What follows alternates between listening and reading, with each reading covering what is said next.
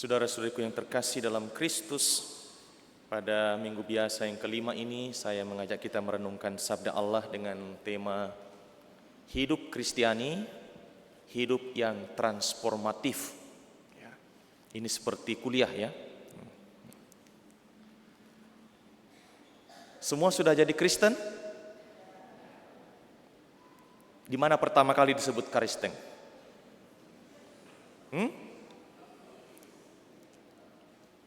Di mana umat yang menyebut diri pengikut Kristus disebut Kristen pertama kali? Bukan di Panakukang, bukan di Makassar, tapi di mana?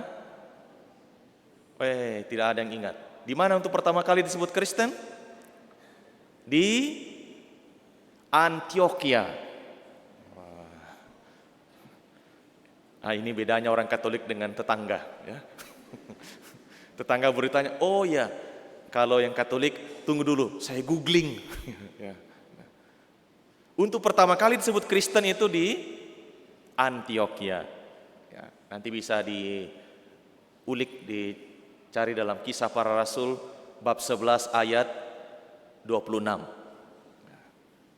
Di sana pertama kali disebut Kristen. Ya. Maka saya mengajak kita merenungkan jati diri kita sebagai orang Kristiani. Ya. Jadi hidup Kristiani adalah hidup yang transformatif.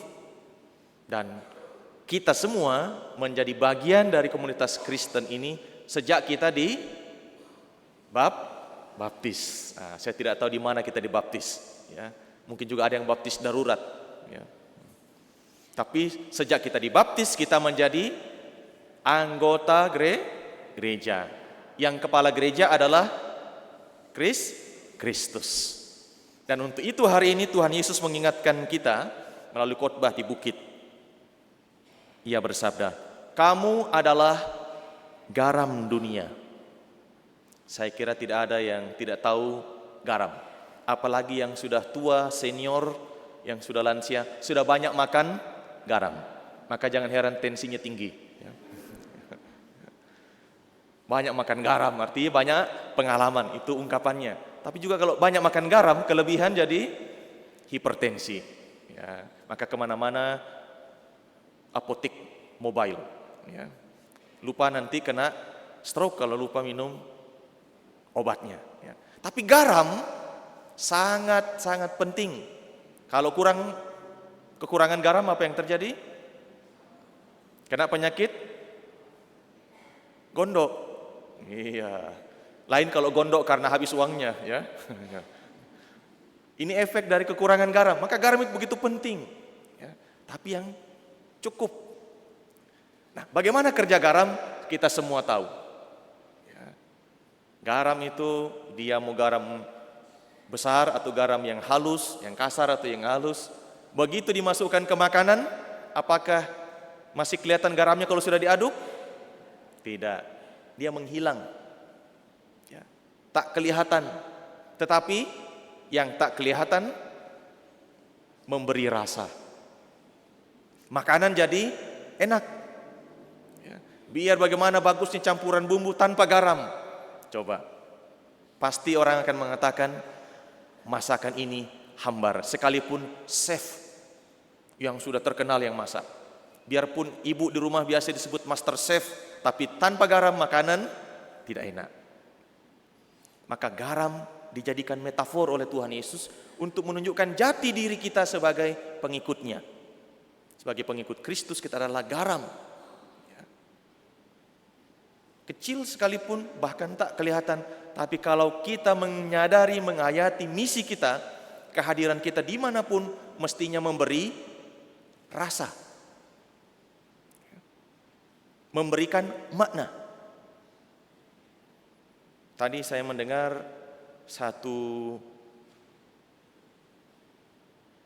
bukan khotbah tapi ini commitment speech, ya, seminar dari seorang pembicara, itu dosen profesor di Harvard Business School di Amerika.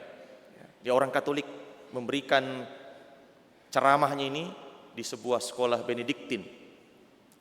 Dia mengatakan sekarang menjadi krisis besar banyak orang dan terutama anak muda yang tidak lagi bisa merasakan hidupnya dan menemukan makna dalam hidupnya. Sibuk dari pagi, begitu matanya terbuka, ya, masih syukur buat tanda salib dan doa pagi. Ya, buka HP, scroll up and down dan terus, ya, dengan media sosial sampai malam. Bahkan ada yang sampai subuh. Ya, dekat sekali dengan HP-nya. Dan aktivitas sudah sibuk dari pagi sampai malam, makin sibuk. Akhirnya orang tidak lagi menemukan jeda waktu untuk menemukan rasa bagaimana kehidupan ini dan apa maknanya. Sehingga dia mengatakan hidup manusia yang seperti ini akhirnya menjadi tasteless. Dalam bahasa Inggrisnya tasteless. Ini tak ada lagi maknanya, meaningless. Hanya orang dari pagi sampai malam, sampai pagi lagi, tahu-tahu sudah tua. Pergi pagi-pagi, pulang pegel-pegel, ya. Tahu-tahu sudah tua. Uban rambutku, ya. Ada cucuku, ada lagi cicitku, utangku tidak lunas. Ya. Kalau ini menjadi sebuah hidup yang mekanistis, maka kita diajak membawa ke tengah kehidupan bersama, juga dalam diri kita, bahwa dalam Kristus kita menemukan makna kehidupan itu. Dan bagaimana kita membawa makna ini, membagikannya kepada sesama, dimanapun kita berada. Sehingga orang menemukan kembali ritme hidup yang baik, yang sehat. Ya, sekarang banyak isu mental health. Wah, ini untuk Gen Z dan generasi Alpha, Beta dan seterusnya sampai Omega barangkali nanti ya. Ini mengalami mental health. Ya. Karena tidak lagi menemukan siklus ritme hidup yang bermakna.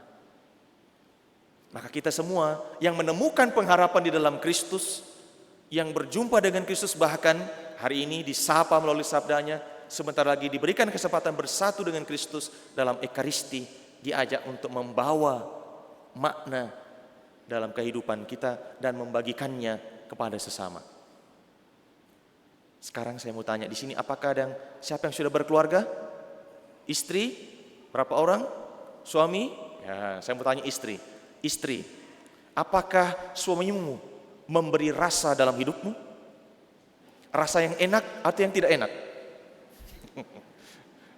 Pas garamnya atau kelebihan? Pas ya. Oke. Bagaimana suami? Apakah istrimu memberikan rasa yang pas atau kebalikannya? Bagaimana anak-anak kepada orang tua? Sudah pas rasanya kehadiran mereka? Atau mereka tidak pernah hadir secara fisik melalui kasih sayang, tapi hadir lewat video call? Bagaimana nak? Sudah makan mie? Sudah makan mie? Ya. Mie rebus. Terus begitu, akhirnya lupa makan sayur. Ya. Tidak lama perutnya diamputasi, ya. Ususnya bermasalah. Nah, ini karena tidak ada rasa. Ada orang tua, tapi rasanya tidak ada. Ini banyak yang mengalami seperti ini. Ya. Dipenuhi dengan kelimpahan. Harta ini ada, uang ada. Tapi kasih sayang hilang. Pelan-pelan menghilang. Ya. Belum waktunya dewasa, sudah dikarbit. Dewasa kona sebelum waktunya. Ya. Akhirnya anak-anak menemukan bimbingan, rasa kehidupannya. Syukur kalau menemukan circle yang baik, yang sehat. Maka saudara-saudariku yang terkasih, Bapak Ibu, kita diundang untuk menjadi garam bagi keluarga kita, komunitas kita. Sehingga kita semua boleh bertumbuh, memberi rasa, memberi makna, membawa perubahan yang baik untuk lingkungan sekitar kita. Yang kedua, Tuhan Yesus mengingatkan kita, kamu adalah cahaya dunia. Kota yang terletak di atas gunung tidak mungkin tersembunyi. Kita adalah terang. Kristus sendiri adalah sang terang. Waktu kita dibaptis, kita diberi lilin. Bawalah terang Kristus ini dalam hidupmu. Kemudian Paskah kita baharui lagi dengan memegang lilin. Apa janji kita? Akan menolak setan dan semua pengikutnya, ya, termasuk judol, pinjol, ya. Itu banyak pengikutnya, narkoba, ya, banyak embel-embelnya itu, ya. Termasuk materialistis, hidup yang pokoknya hanya pikirannya hal jasmani dan duniawi. Ya. Ini teman-temannya semua. Apakah itu tidak penting? Itu sarana. Ya. Maka kita diajak untuk membaharui kembali hidup kita dalam terang. Ya. Kemudian dalam kehidupan sehari-hari, apakah kita sedang membawa terang hidup dalam kebenaran dan kejujuran? Ya. Di mana berkumpul 1-2 orang, di situ Tuhan hadir. Tapi di mana 1-2-3 orang berkumpul hari ini, di situ gosip hadir. Itu katanya ibu itu begini, bapak itu begini, jalannya miring-miring. Padahal tidak tahu kasihan ini baru selesai fisioterapi. Digosipkan. Sudah tahu gosip, ikut lagi tambah. Iya betul itu, kuliah emang. Dia keluar itu dari rumah itu, dari kompleks ini. Namanya gosip, makin digosok makin sip. Kita membawa hoax, bukan lagi kebenaran, bukan kebaikan. Tambah-tambahnya sembalu. Maka hari ini kita diajak untuk menyalakan kembali terang dari iman kita, sehingga pikiran hati kita itu diterangi oleh Kristus sendiri, sang jalan, kebenaran dan hidup. Kita bisa peduli melihat bukan orang susah bilang, ih jatuh kok, rasa kok, cidak kok. Maka dalam bacaan pertama itu Nabi Yesaya mengingatkan kita, jika kamu berbuat demikian. Nah ini kalau melihat orang tidak punya pakaian ditolong, orang yang susah, orang yang tidak punya rumah, ini mungkin kehujanan, kita bilang mari mampir, ya. Orang lapar diberikan makanan, ya. Ini kita bersedekah, ya, beramal. Jika kamu berbuat demikian, maka cahayamu akan terang benderang laksana fajar. Luka-lukamu akan pulih dengan segera. Kebenaran akan menjadi barisan di depanmu, dan kemuliaan Tuhan menjadi pengiringmu. Pada waktu itulah engkau akan memanggil Tuhan, dan Ia akan menjawab, Aku ini. Saudara-saudariku yang terkasih, iman kita bukan hanya menjadi sebuah ungkapan perayaan, tetapi terwujud dalam hidup kita sehari-hari. Dalam kepedulian kita untuk mereka yang susah, dalam keberanian kita untuk mengatakan yang benar. Tadi dalam doanya Santo Fransiskus itu ya, ketika ada perselisihan, siap membawa perdamaian, bukan menambah-nambahi, mengompor-ngompori. Ya. Di media sosial juga begitu. Ya. Selektif, kritis, tidak semua yang diposting itu benar dan harus dikomentari langsung. Ya. Namanya netizen, the power of netizen. Semua ikut komentar, meskipun tidak tahu juntrungannya, asal-usulnya, konteks permasalahannya. Lalu kita ikut. Kita diajak hari ini hidup dalam terang. Berani mengatakan yang benar, mengoreksi yang keliru, sehingga kita sendiri hidup di jalan yang benar, saudara-saudari kita juga hidup dalam jalan yang benar. Ya. Demikian juga untuk suami istri, ya, di tengah keluarga. Apakah kita berani mengatakan yang benar, yang jujur, satu sama lain? Anak kepada orang tua, ya. Kalau diberi duit, jelas digunakan untuk apa? Ya. Dulu di seminari, saya masih ingat ada 1-2 kejadian yang unik. Ya. Zaman dulu tidak ada WA, tidak ada HP, kirim surat. Ya. Di kampung halaman, orang tua menerima surat dari anak yang terkasih. Ya. Papa mama tolong kirimkan Kak uang sekolah, uang asrama, plus uang smoking. Bapak mamanya tidak tahu bahasa Inggris, dikirim saja. Percaya, anaknya butuh uang smoking. Ternyata uang smoking ini adalah markup-nya. Keren bahasanya. Maka tidak jujur.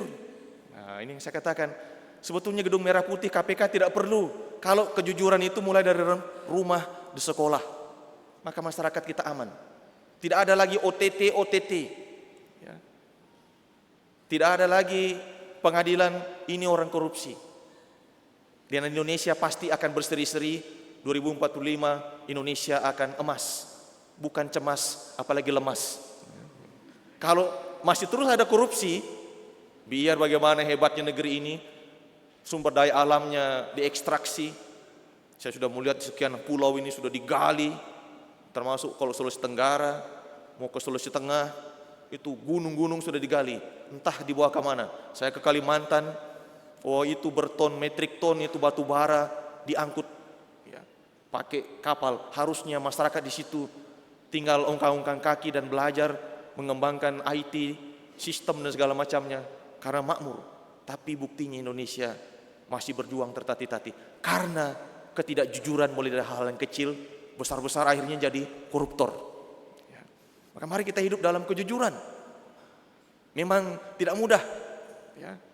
Maka kita mulai di tengah keluarga kita, sehingga kita tidak hanya mengomentari bahwa ini koruptor, ini ambil uang banyak sekali, sebetulnya pencuri, ya. Tetapi itu mulai dari yang kecil, di rumah, ya. Bapak Ibu tidak perlu menyembunyikan duitnya di rumah. Kalau anak-anak sudah mulai jujur, suami dan istri jujur, tidak bilang, Pak kenapa habis ini uang? Kau tahu sendiri, kau pergi belanja ke pasar. Tapi bagaimana ini jujur satu sama lain. Tidak ada yang tersembunyi, tidak ada dusta di antara kita di rumah tangga. Amin. Kalau itu berarti kita sudah hidup dalam terang. Untuk itu saya mengajak kita merenungkan lebih mendalam. Semoga lagu sederhana ini mengantar kita, light of the world, ya, cahaya dunia, Kristus sendiri. Lagunya sederhana, kalau ada yang bisa mengiringi, ya. Light of the world, ya.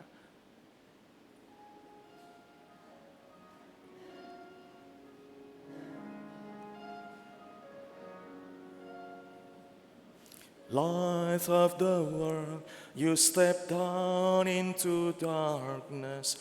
Open my eyes, let me see. Beauty that made this heart adore you. Hope of a life spent with you.